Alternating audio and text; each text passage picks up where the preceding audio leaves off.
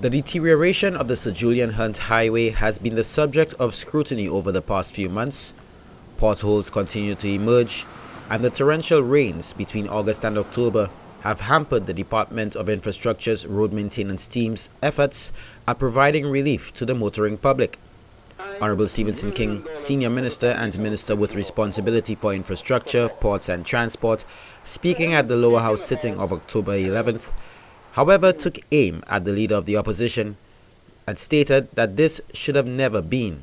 In 2016, Mr. Speaker, when the government of which I was part of, which he led, got into office, a loan from the Kuwait government and the OFID was approved with a grant component to reconstruct that road from the Shock Bridge to Gros Islet as a 4-lane highway.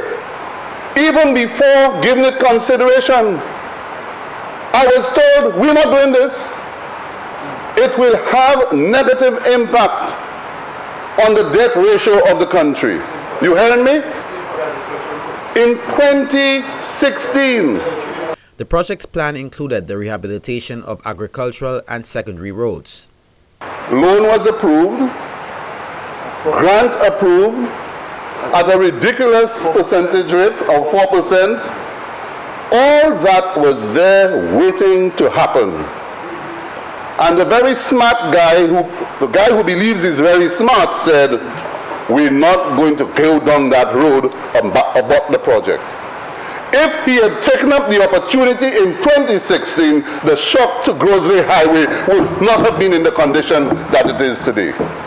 The government of St. Lucia, led by Prime Minister Honorable Philip J. Pierre, has, however, renegotiated the agreement with the Kuwaiti government.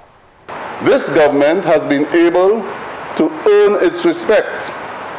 And this Prime Minister has been able to go back to them, even though they were hesitant, because of the treatment they were given by the then Minister of Tutbagai, was able to speak to the Kuwaitis, and sooner than later, we will have approval to continue that program. So, Mr. Speaker, not only will the road be reconstructed from Gros Islet, from Shock to Gros Islet, but the bypass roads, what we call the back roads, more or less secondary roads, those roads will be looked at so as to allow for greater mobility in the country. Phase 2 of the Sir Julian Hunte Highway reconstruction and rehabilitation will include the Rodney Bay Highway. Reporting for the Ministry of Infrastructure, Ports, Transport, Physical Development and Urban Renewal, I am Miguel Favre.